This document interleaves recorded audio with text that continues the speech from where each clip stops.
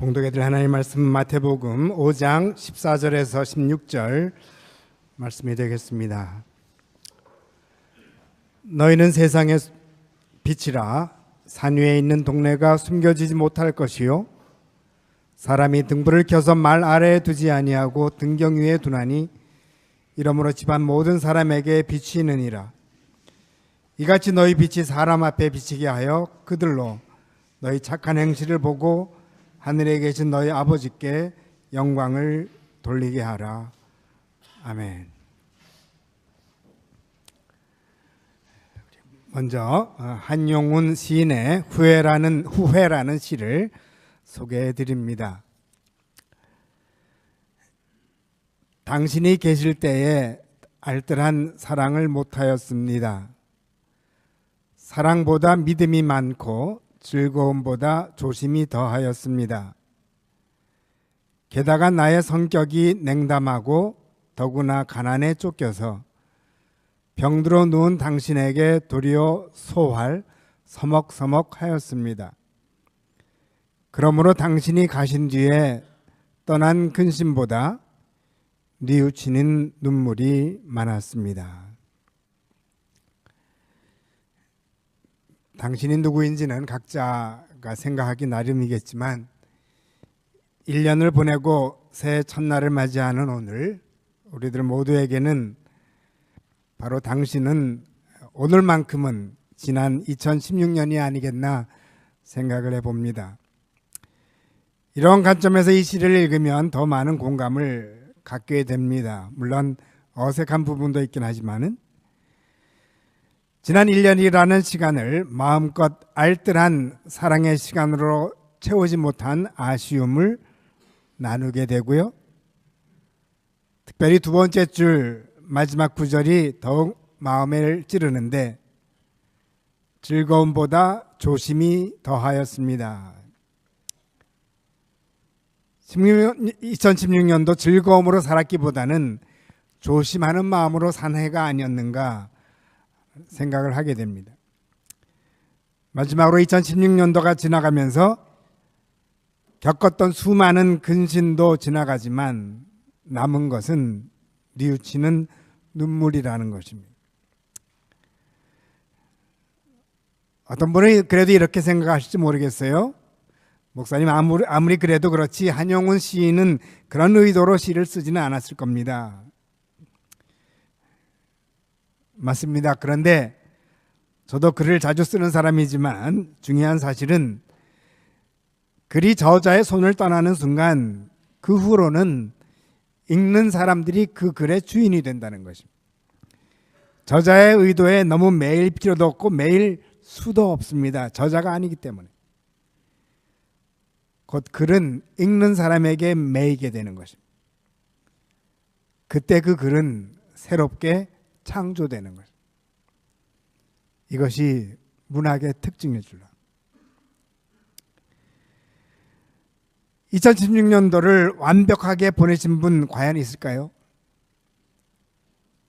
그렇다면 우리는 지난 해를 생각하며 후회의 눈물까지는 아니어도 후회의 마음을 나누어야 하지 않을까요? 이런 후회의 마음이 있을 때 진정 지난 해에 대한 감사한 마음이 생길 것이고 또한 새로 오는 새해를 더욱 사랑하게 될 줄로 압니다. 저도 2016년도로 인한 많은 감사가 있지만 한편으로는 깊은 후회도 있습니다. 이처럼 지난 1년에 대해서 감사와 더불어 후회의 마음을 갖고 있는 우리들에게, 그래서 더욱더 새로운 시간을 사랑하게 되는 우리들에게 주님은 무슨 말씀을 하실까요?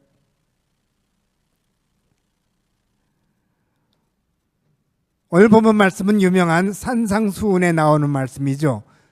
산상수훈의 시작은 이렇게 됩니다. 5장 1절. 예수께서 무리를 보시고 산에 앉으시니 제자들이 나아온지라. 예수님께서 무리를 보시는 무슨 생각이 드셨는지 산에 오르셨습니다. 그리고 산에 앉으셨습니다.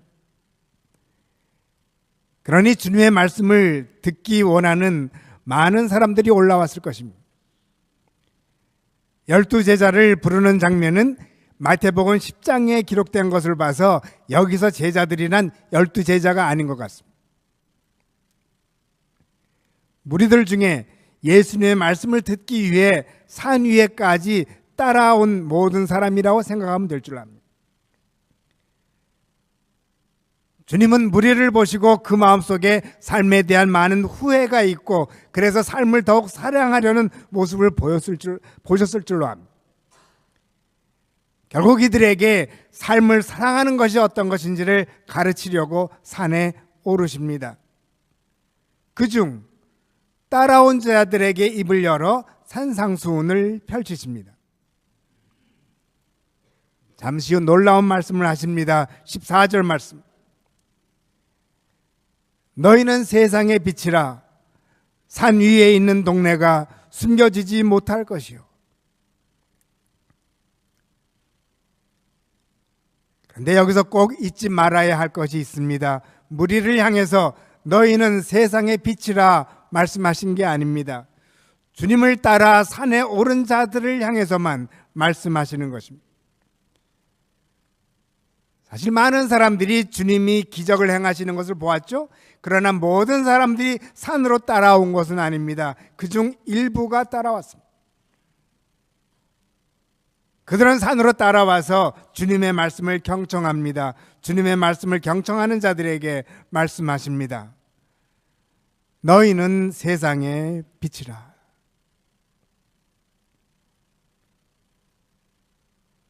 여러분, 오늘 말씀을 경청하기 위하여 교회에 나오셨습니까?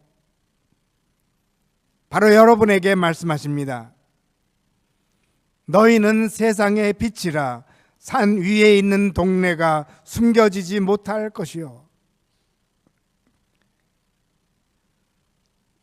주님의 말씀을 들으려 하는 자들로 인해서 산 위에 있는 동네가 더욱 빛이 날 것을 말씀하십니다. 그러면 과연 산 위에 있는 동네는 무엇일까요? 주석가들의 의견이 다릅니다. 그래서 여러 가지 해석이 가능합니다. 사실 제일 먼저 생각할 수 있는 것은 예루살렘이 바로 산 위에 있는 동네였습니다. 그래서 어떤 주석가들은 예루살렘을 상징한다고도 말합니다. 그런데 거기에 반대 의견을 갖고 있는 주석가들도 많은데 그 이유는 정관사가 사용되었으면 The city upon the hill 이러면은 당연히 예루살렘을 뜻할 텐데 문제는 A city upon a hill 언덕 위에 한 동네라는 것입니다. 그러니 딱 예루살렘으로만 못 박을 필요가 없습니다. 저도 적극 동의합니다. 저만 동의하는 게 아니고 오래전에 청교도들이 영국에서 이 아름다운 매사추세츠로 왔는데 그 중에 아르벨라라는 배에 존 윈트롭 후에 매사추세츠 베이 칼러니 거버너가 된 존 윈트롭이 타서 이와 같은 유명한 설교를 했습니다. 우리는 언덕 위의 동네가 될 것입니다. 모든 사람들이 우리를 바라볼 것입니다. 주님께서 정관사 너를 사용하지 않았기에 윈트롭은 이렇게 해석할 수 있었습니다. 주님의 말씀을 듣는 자들이 사는 곳이 바로 산 위의 동네라는 것입니다. 그 존 윈트롭은 우리 크리스찬들끼리 한 동네를 이루어서 말씀대로 살면 주님께서 말씀하신 산 위에 있는 한 동네가 된다는 것입니다. 그런데 정말 그럴까요? 이것이 주님께서 말씀하신 산 위의 동네일까요? 존 윈트롭의 덕분인지 산 위에 있는 동네는 기독교인들이 모여 사는 동네로 쉽게 여겨지고 있습니다. 그러면 정말 그런가 살펴봐야 되죠. 기독교인들이끼리 모여 살았던 시절에도 많은 문제가 있었습니다. 몇 가지 천교자들에 대한, 퓨리탄들에 대한 예를 들어볼까요? 여러모로 엄격했고 공부를 강조했습니다. 특히 목회자들을 키워내기 위해 하버드 대학을 세웁니다. 하버드를 세운 청교도들이 지금의 하버드를 보면은 뒤로 넘어갈 것입니다. 그래서 교육을 강조한 것까지는 좋습니다. 주일을 철저히 지킵니다. 무조건 주일에는 교회 가서 예배를 드려야 합니다. 결석을 하면 벌금을 냈습니다. 경찰들은 주일에 마을을 다니면서 교회 가지 않은 사람들을 붙잡아서 교회로 끌고 갔습니다. 그것까지도 참을 만합니다. 교회에서 주무실 경우 당연히 벌금을 내야 했고, 자주 주무실 경우 채찍을. 정신이 드시죠? 자녀들은 부모들의 소유물이었고 여자들은 사탄의 도구가 된다고 생각하고 긴 옷만 입고 다녀야 했습니다. 게을러 보이는 사람은 경찰에게 잡혀갔고 마음대로 수영도 하지 못했고, 담배는 물론 가장 깜짝 놀라게 하는 사실은 요즘에는 정치적으로 미니멈 웨이지 제도가 늘 이슈가 되는데, 이 당시에는 미니멈 웨이지가 아니라 맥시멈 웨이지 제도가 있었습니다. 고용주를 위해서 어느 이상 봉급을 주지 못하도록. 그리고 하인들은 소나 돼지 취급을 당했다고 합니다. ACT upon a hill, 아주 근사하게 들립니다. 기독교인들끼리 모여 살면 이와 같은 천국이 되고 여기서 나오는 빛으로 사방을 비추게 될 것 같습니다. 이러한 생각으로 존 윈트롭은 매사추세츠에 마을을 건설했지만 결국 하인들을 소나 돼지로 취급하는 마을로 만든 것입니다. 이 이야기가 주는 결론이 있습니다. 기독교인들끼리만 모여 살 때 최악의 마을이 된다는 것입니다. 인간의 가장 추악한 모습이 드러난다는 것입니다.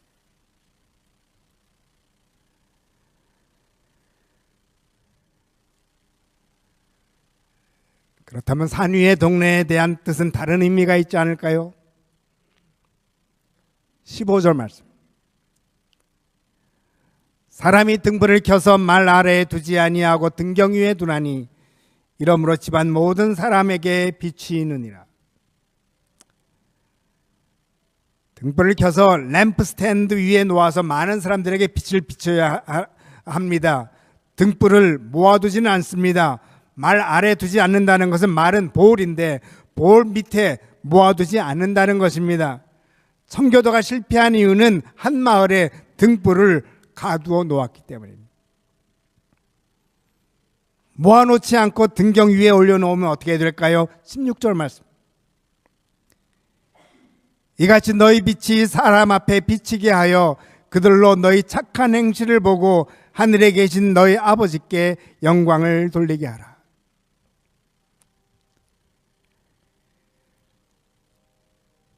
그렇다면 산 위의 동네는 무슨 뜻일까요? 믿는 자들끼리 사는 동네가 아니라 믿는 자들이 찾아가는 곳이 아닐까요? 그 동네에 어떤 사람들이 사는 것이 중요하지 않습니다. 믿는 자들이 가는 곳마다 빛이 날 것이기 때문입니다.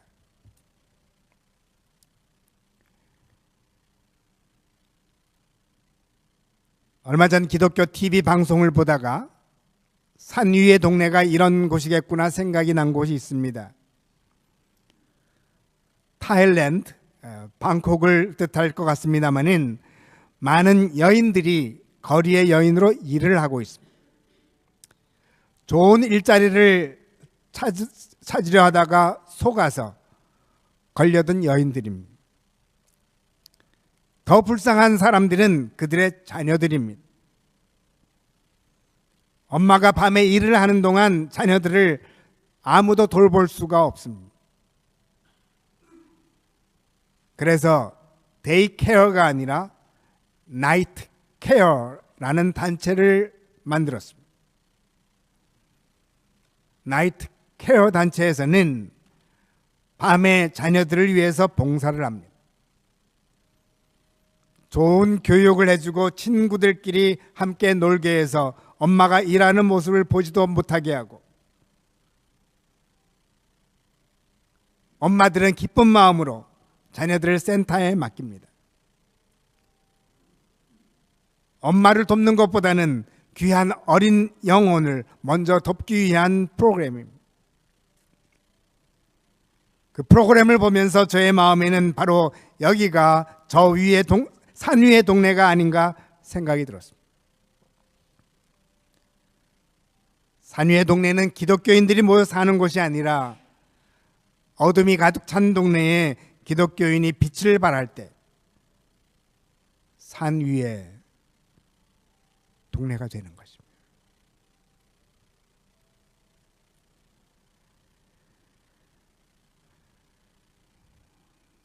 그런데 오늘 2017년도 신년 예배를 드리면서 좀 더 색다른 각도에서 산 위의 동네에 대한 정의를 하나 더 내리고자 합니다. 저는 시간적 산 위의 동네를 생각하고 싶습니다. 나이트 케어와 같은 사역 필요합니다. 공간적 산 위의 동네라고 생각하고 싶습니다. 저희도 그동안 공간적 산 위의 동네를 위해서 많이 애써 왔습니다. 앞으로도 계속 애써야 할 줄로 압니다. 올해는 그동안 해오던 사역과 더불어 시간적 산 위의 동네를 생각하고 싶습니다. 2017년도를 시간적 산 위의 동네로 삼고 싶습니다. 당장 큰 빛을 발하는 것 같지 않지만 먼 훗날 역사의 길이 남는 빛이 된다면 얼마나 감사한 일입니까? 당장은 빛이 희미해 보이지만 그 누구도 거들떠 보지도 않는 빛이지만 커지고 또 커져서 먼 훗날 놀라운 광채를 발하는 빛, 이런 빛을 시작하는 한 해가 되기를 바랍니다.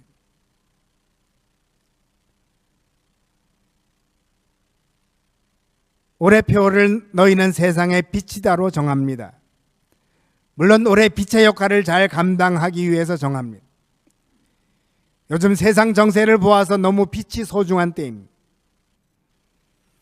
그러나 한편 당장 빛을 비추는 데만 초점을 둔다면 정말로 꼭 필요한 빛을 발하지 못하게 될 수도 있다고 봅니다. 올해만큼은 하는 일들이 대수로 보이지는 않지만 진정 미래의 놀라운 빛을 발하게 되는 기반을 쌓는 일이라면 진정 2017년도는 시간적 산 위의 동네가 되지 않겠습니까? 2017년 때문에 2020년, 2030년 그리고 제2의 희년인 2053년에 아름다운 꽃을 피게 하는 한 해가 되기를 바랍니다. 그러기 위해서는 큰 일만 찾아다니는 것이 아니라 우리가 하는 작은 일에 놀라운 확신을 가져야 합니다. 언젠가 놀라운 광채를 발하게 될 것이라는 기대와 함께 하나님께서 주신 곳에서 작은 촛불을 밝히는 것입니다.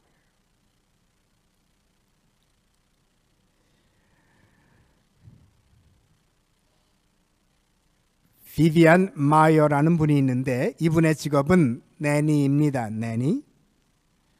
평생 이 집 저 집 전전하면서 아이들을 돌보았습니다. 그런데 그에게 취미가 하나 있었는데 사진을 찍는 것입니다. 늘 사진기를 목에 걸고 다니면서 사진을 찍었습니다. 이분이 갖고 있었던 것은 오래전이라서 디지털 카메라가 아니었죠. 사진만 찍었지 현상은 하지 않았습니다. 디벨롭을 하지 않았습니다.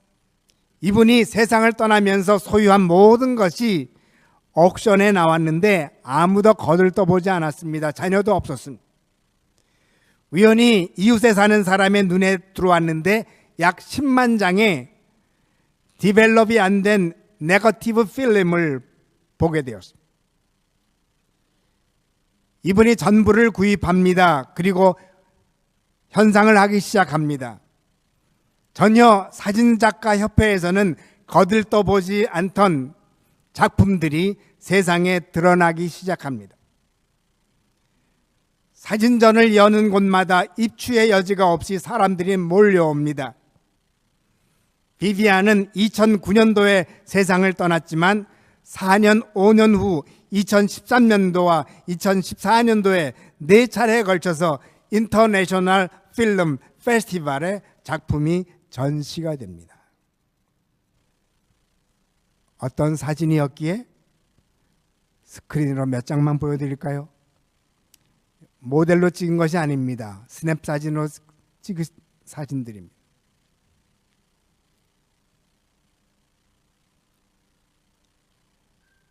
마지막 컬러 하나가 있습니다.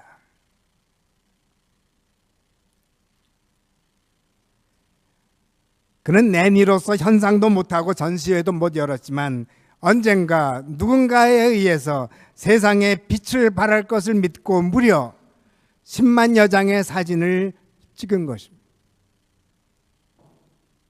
그는 시간적 산 위의 동네에서 산 사람인 것입니다.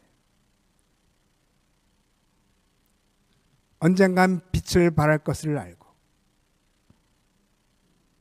한 해 한 해 후회 없는 삶을 살아간 것입니다.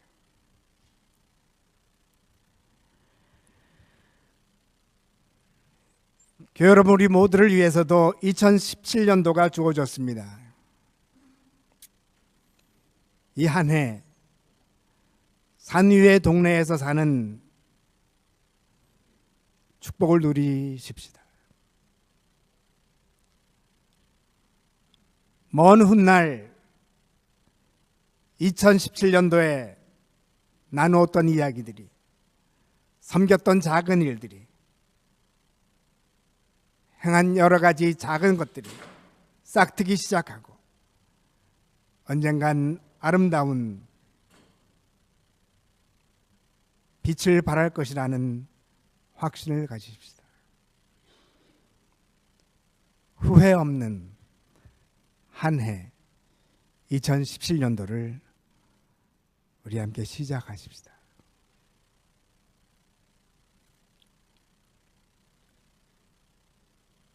하나님께서 확신 가운데 살아가는 우리들의 삶을 통하여 영광을 받으실 것입니다.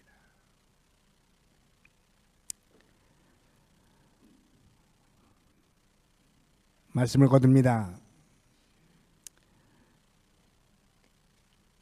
지난주에는 오래전에 저희 교회를 다니셨던 분의 천국 환송 예배를 인도하였는데, 최근에는 북버지니아에서 따님 곁에 사시다가 소천하셨습니다. 가족 장기지가 브루클라인에 있고 여러모로 저희 교회와 관계가 되어서인지 저에게 부탁을 해오셨습니다. 그분의 천국 환송 예배를 준비하기 위해 다시 저희 교회의 역사를 살펴보게 되었습니다. 그중 눈에 띈 것은 오래전 저희 교회를 다니셨는데 유언으로 큰 액수의 건축 헌금을 하신 분들을 비롯해서 많은 분들이 예배 처소를 마련하기 위해 건축 헌금을 하면서 애쓰신 것들을 다시 접하게 되었습니다. 사실 오래전에 20여 년 전에 저희 교회가 지붕도 고치고 대대적으로 수리한 적이 있습니다. 그때 그 전에 모여졌던 건축 헌금으로 모든 것을 잘 마칠 수 있었습니다. 이제는 저희가 ECC 건축도 끝나고 새로이 지붕도 단장한 이때, 오늘의 저희 교회가 있는 것은 가장 어려웠던 그 당시 크고 작게 헌금하신 분들로 시작한 아름다운 열매가 아닌가 느끼게 되었습니다. 그들의 헌신 없이 오늘의 저희 교회가 있을 수 있었을까 생각해 보았습니다. 그들의 수고는 수십 년 후에 빛을 받게 되었습니다. 산 위의 동네에 빛을 발하게 된 것입니다.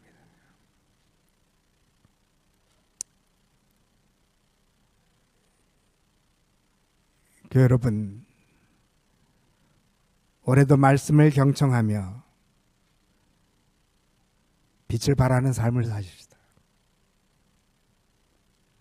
공간적 산 위의 동네뿐만 아니라 시간적 산 위의 동네가 되게 하십시다.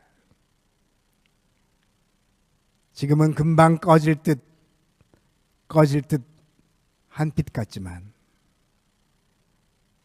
언젠간 하나님의 보호하신 가운데 놀라운 광채를 발할 것을 생각하면서 한 해를 시작하십시다. 한 걸음 한 걸음을 밟아 나가십시다. 빛을 만드는 그림자들입니다. 주님은 말씀하십니다. 너희는 세상의 빛이라. 산 위에 있는 동네가 숨겨지지 못할 것이요. 아멘.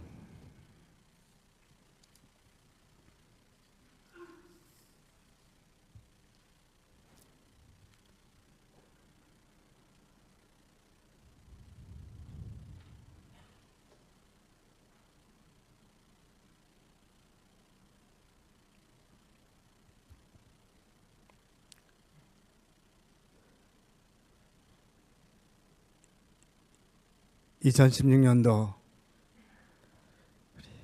여러 가지 어려운 일들이 많았던 한 해였습니다. 특별히 정치적으로 혼란했던 한 해였습니다. 그럴 때일수록 우리는 뭔가 큰 빛을 발하고자 하는 욕심이 저희를 사로잡기도 했습니다.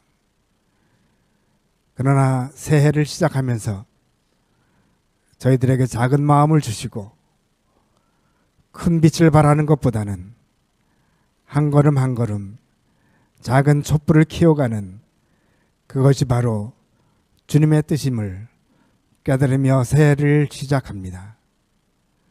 우리들의 연약해 보이는 작은 빛이 하나님의 능력 가운데서 언젠가 놀라운 아름다운 빛으로 세상에 드러나서 하나님께서 영광 받게 되기를 바랍니다. 저에게 주어진 2017년도 겸손한 마음으로 받습니다. 주님의 말씀을 듣습니다. 너희는 세상의 빛이라. 우리가 사는 모든 것, 우리가 행하는 모든 것 안에 그리스도의 빛의 그림자를 허락하소서. 우리를 통하여 더욱더 하나님 영광 받으시는 한 해로 삼아 주소서. 예수 그리스도 이름 받들고 기도드리옵나이다. 아멘.